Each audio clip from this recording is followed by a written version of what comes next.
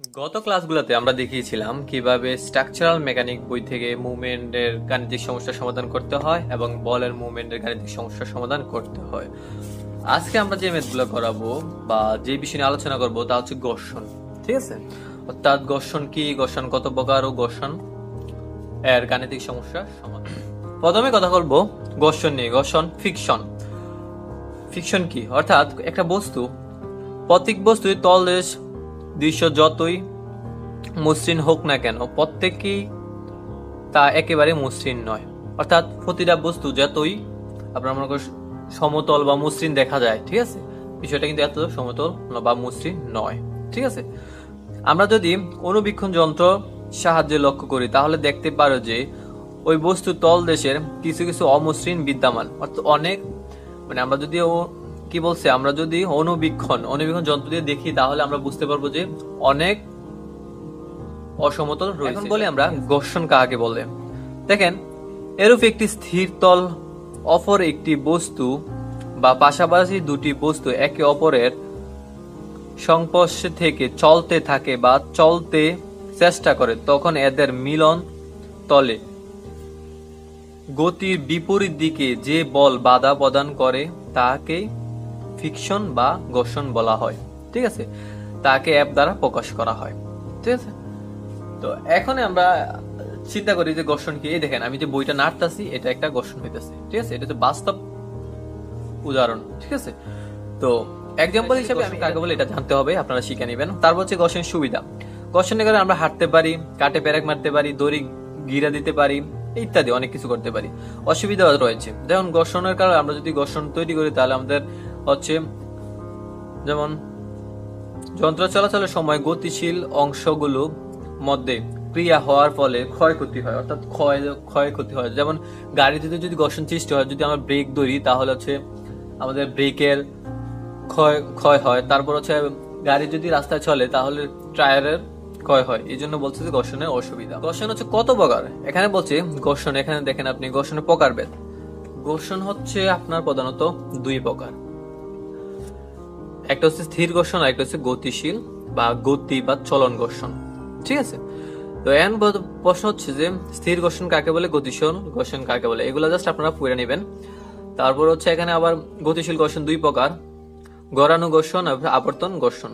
Just এগুলো আপনারা পড়ে নেবেন, এগুলো রিডিং করলে আপনি পারবেন ইনশাল্লাহ।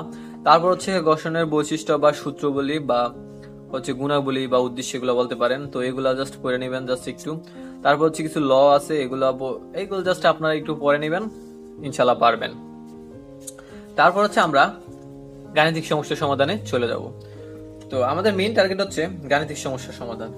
আমরা হচ্ছে যেই বইটা ফলো করতেছি এটা হচ্ছে স্ট্রাকচারাল মেকানিক বই, চতুর্থ অধ্যায়, ঘর্ষণ চ্যাপ্টারের 158তম পেজের 4 নম্বর ম্যাথ আজকে আমরা সলভ করবো ইনশাআল্লাহ। সম্পূর্ণ ভিডিওটি দেখতে থাকুন। আমি সুমন আছি আপনাদের সাথে। হ্যালো বন্ধুরা, আজকে আমি যে ম্যাথটা করবো এটা হচ্ছে এরকম একটা ম্যাথ। তো সে দেখি ম্যাথের মধ্যে প্রশ্নটা কি বলছে। প্রশ্নটা আমি যে ম্যাথটা করবো এই ম্যাথটা প্রশ্নটা একটু পড়ে নেই। দেখেন, একজন লোক একটি বক্সকে অমসৃণ তলের উপর দিয়ে, এটা অমসৃণ তল, এটার উপর দিয়ে 30 ডিগ্রি কোণে 50 কেজি বলে প্রয়োগ করে টানছে। এই দেন 50 ডিগ্রি কেজি বল প্রয়োগ করে 30 ডিগ্রি, এই যে সমতলের সাথে 30 ডিগ্রি কোণে টানছে। তারপর হচ্ছে টানছে, একই সময় অপর একটি লোক 30 ডিগ্রি কোণে 40 কেজি বল প্রয়োগ করে ঠেলছে, অর্থাৎ এখান থেকে ঠেলছে। ঠিক আছে, তারপর হচ্ছে যদি ঘর্ষণের সহগ অর্থাৎ মিউর মানটা যদি এটা হয় তবে বক্সের ওজন এবং ঘর্ষণ বল নির্ণয় করো। অর্থাৎ এই ডাব্লিউ বের করতে হবে, অর্থাৎ এই ডাব্লিউ এর পরিমাপ বের করতে হবে। আর উপরে একটা বল কাজ করে, এটার নাম হচ্ছে কি আর, এই ঘর্ষণ। তারপর এখানে একটা বল কাজ করে এফ, এই এফ বল বের করতে হবে। ঠিক আছে, আর বল বের করতে হবে। ঠিক আছে, তো এখন আমরা ম্যাথটা শুরু করি। ম্যাথটা শুরু করতে হলে দেখেন, এটা হচ্ছে আপনাদের প্রশ্নতে দেওয়া থাকবে, এই চিত্রটা প্রশ্নতে দেওয়া থাকবে আর কথাগুলো লেখা থাকবে। আপনারা তারপর ম্যাথটা শুরু করবেন। দেখেন, এই চিত্রটা হচ্ছে দেয়া থাকবে। তো এই চিত্রটা আপনারা জাস্ট হচ্ছে ওই বলের সূত্রর ম্যাথগুলো যেভাবে করছিলাম এইভাবে জাস্ট আপনারা ফ্রি ডায়াগ্রাম। যদি আমরা ম্যাথটা শুরু করতে যাই, এই চিত্রটা হচ্ছে আপনার দেওয়া থাকবে। তো আপনি এই চিত্রটা এঁকে নিবেন। তো কিভাবে আঁকবেন আমি এটা নিয়ে আলোচনা করব। সম্পূর্ণ ভিডিওটি দেখতে থাকুন এবং যারা আমার চ্যানেল নতুন আছেন অবশ্যই সাবস্ক্রাইব করবেন এবং পাশে আসা বেল আইকনটা প্রেস করে দিবেন। আচ্ছা, তো দেওয়া আছে কি টান বল কত 50 কেজি, এদিকে টানতেছে 50 কেজি, টান বল 50 কেজি। ঠেলা বল অর্থাৎ এই দিক থেকে ঠেলছে কত 40 কেজি, দেখেন এখানে দেখা আছে 40 কেজির জন্য 40 কেজি। ঘর্ষণের সহগ অর্থাৎ মিউর মান হচ্ছে 0.3, ঠিক আছে। তো এখন আমাদেরকে একটা জিনিস কাজ করতে হবে, এই বলগুলা বের করতে হলে আমাদের আগে হচ্ছে বলগুলোকে এক্স অক্ষের বিশ্লেষণ করতে হবে, অর্থাৎ আগে হরিজন্টাল ভাবে বিশ্লেষণ করতে হবে। এটা এই চিত্র থেকে আমরা এটা আঁকছি, দেখেন জাস্ট এদিকে দুইটা বল কাজ করতেছে, একটা হচ্ছে এরকম হরিজন্টাল ভাবে আর একটা হচ্ছে নিচের দিকে খারাপ হবে, ঠিক আছে।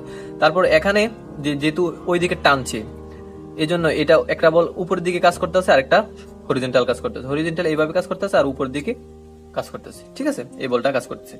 তো এখন যদি আমরা এটা লিখি ডায়াগ্রামটা লেখার পর দেখেন এখানে বলছে যে বলগুলোকে এক্স অক্ষের বিশ্লেষণ করতে অর্থাৎ হরিজন্টাল বিশ্লেষণ করার জন্য বলছে। তো আমরা লিখতে পারি সামেশন এফ এক্স। তো হরিজন্টালে যদি আমরা ইয়া করি তাহলে আমাদের এই চিহ্নটি দিয়ে সমান সমান 0।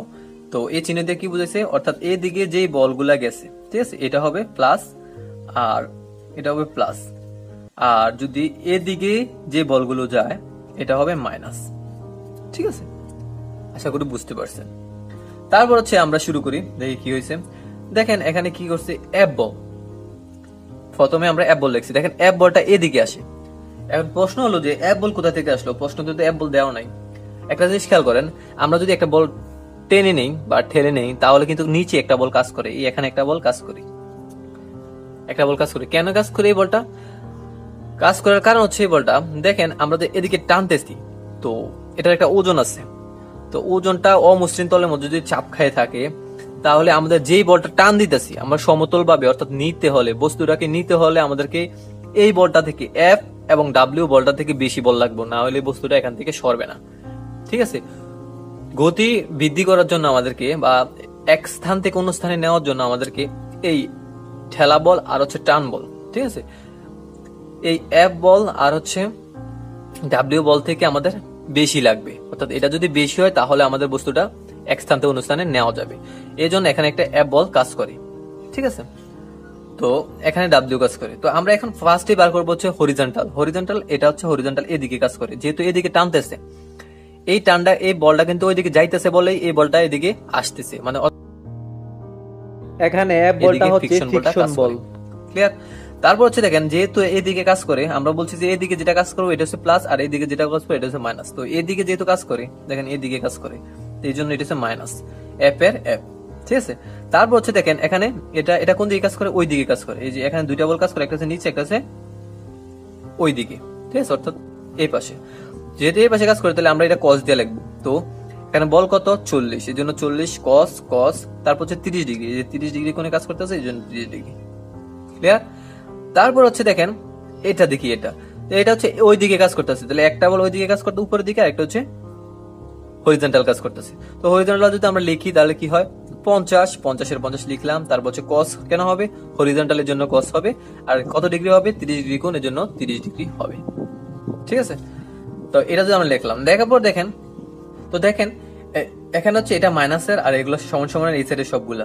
তো আমরা একটা কাজ করছি, এই অ্যাপ কে আমরা এই সাইডে নিয়ে আসছি, তাহলে এটা প্লাসের হয়ে গেছে, সবগুলা প্লাস হয়ে গেছে, অর্থাৎ অ্যাপ হচ্ছে এখানে হচ্ছে প্লাসের সমান সমান এগুলো যা আছে আগে তাই লিখলাম।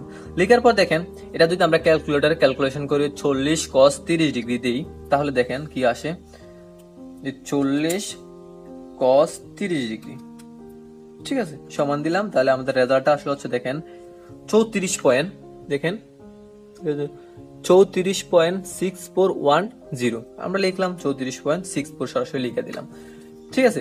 সেম এটারও যদি আমরা এইভাবে প্লাস দিয়ে প্লাস দিলাম, তারপর হচ্ছে 50 cos 30 ডিগ্রি দিতে, তাহলে রেজাল্ট আসবে হচ্ছে 43.30, অর্থাৎ তাহলে আমরা এফ এর মান আমরা পেয়ে গেছি অ্যান্সার কত 77.94 কেজি।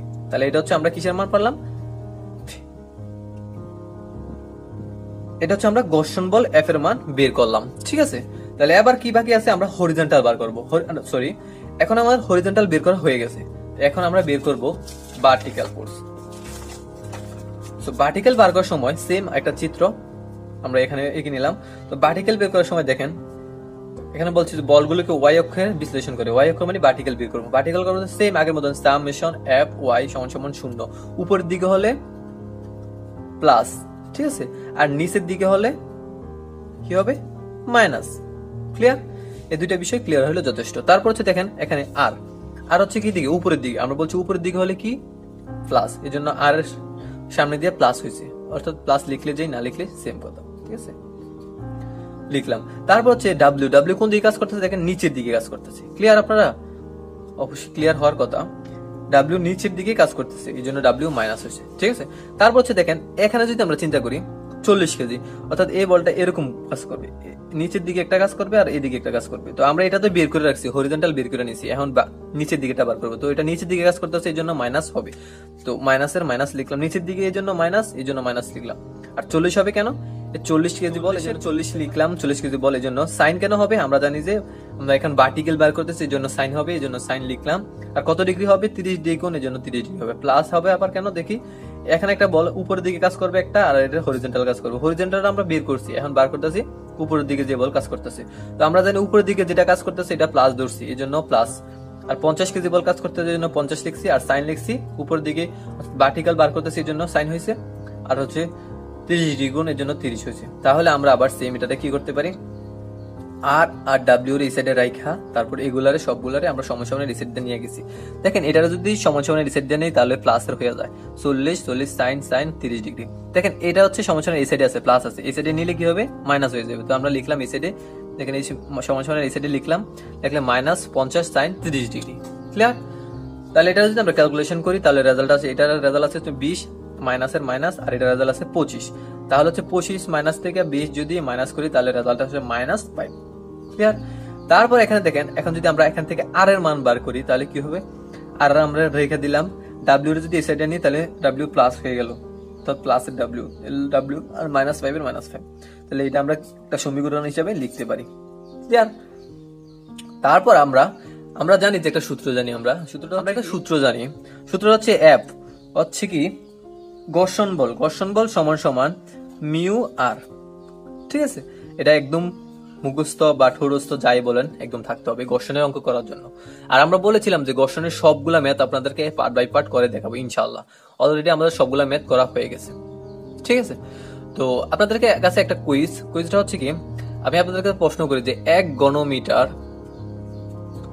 গাঁথুনিতে, ঠিক আছে, গাঁথুনিতে কয়টি ইট লাগে? অবশ্যই সবাই বরাবর কমেন্ট করে আমাদেরকে জানাবেন। ঠিক আছে? আর যে প্রথম যে 10 জন করবেন তাদেরকে আমরা কমেন্টে ভালো কিছু উপহার দেবো ইনশাল্লাহ। তারপর হচ্ছে দেখেন আমরা এখানে 1 নং সমীকরণ দিয়ে এটা বার করছি, তাহলে আমরা জানি এফ সমান সমান মিউ আর। ঠিক আছে? তো মিউ আর লিখলাম, লেখার পর দেখেন এখানে কি হয়ে যায়, এফ এর মান আমি একটু আগে বের করছিলাম, কোনে বের করছিলাম দেখি, দেখেন এফ এর মান বের করছিলাম এখানে, কত বের করছিলাম 77.94। দেখেন এফ এর মান আমরা বসাই দিয়েছি 77.94। ঠিক আছে? বসাই দিলাম। তারপর দেখেন সমান সমান বসবে এখানে, ঠিক নাই, সমান সমান বসার পর তারপর মিউর মান আমরা জানি, মিউর মান জানি হচ্ছে কত 0.3। কেন কিভাবে জানলাম আমরা, ওই দেখেন এখান থেকে একটু বের করছিলাম যে মিউর মান হচ্ছে 0. প্রশ্নের মধ্যে দেওয়া আছে 0.3, এই জন্য মিউর মান আমরা বসাই দিলাম 0.3। এখানে প্রশ্ন হচ্ছে ডাব্লিউর মান জানি না, আর হচ্ছে -5 তো জানি, ডাব্লিউর মানটা জানি না। এখন আমরা ডাব্লিউর মানটা বের করবো, আমাদের প্রশ্ন বলেছে ডাব্লিউর মান বের করার জন্য, আর হচ্ছে এফ এর মান বের করার জন্য। আমরা এফ বের করছি, এখন ডাব্লিউটা বের করতেছি। তো এখন একটা আমরা কাজ করি, মিউটা আমরা এই সাইড নিয়ে ভাগ দিয়ে দিই, অর্থাৎ 76.94 কে আমরা যদি ভাগ দিই মিউর মানটা দিয়া, মিউর মান কত 0.3, তাহলে ভাগ দিলে যেটা রেজাল্ট আছে, রেজাল্টটা হচ্ছে 259.8। ঠিক আছে? তাহলে একটা জিনিস কাজ করি, 259.8 আছে। ঠিক আছে? তাহলে যদি আমরা এখানে 5 আছে কিসের, মাইনাসের, তো এই সাইডে আনলে কি হবে, প্লাস হবে। তাহলে আমরা একটা কাজ করলাম, ডাব্লিউ সমান সমান ডাব্লিউ এর রেখে দিলাম, এখান থেকে ডাব্লিউ এর রেখে দিলাম, রাখার পর সমান সমান লিখলাম, দেখেন 259 এই জন্য 259 লিখলাম, 8 লিখলাম। তারপর এখানে মাইনাস ছিল, এই পাশে সমান সমান এই সাইডে কি হবে, প্লাস হবে, এই জন্য আমরা প্লাস এর 5 লিখে দিলাম। লিখে দিলে রেজাল্টটা আসে হচ্ছে 266.8 কেজি। এটা হচ্ছে অ্যানসার, ডাব্লিউর মান। অর্থাৎ এই বস্তুটার ওজন হচ্ছে 266.8 কেজি, আর এখানে ঘর্ষণ বল কাজ করতে হচ্ছে 77.94 কেজি। আশা করি আপনাদেরকে বুঝাতে পারছি। আর যদি কেউ না বুঝে থাকেন, স্পেশালি না বুঝে থাকেন, অবশ্যই আমাকে কমেন্ট করবেন, আমি অবশ্যই আপনাদেরকে কমেন্ট রিপ্লাই দেবো ইনশাআল্লাহ। আর পরবর্তী ভিডিওগুলো পেতে অবশ্যই চ্যানেলটা সাবস্ক্রাইব করবে এবং পাশে আসা বেল আইকনটা প্রেস করে দিবেন।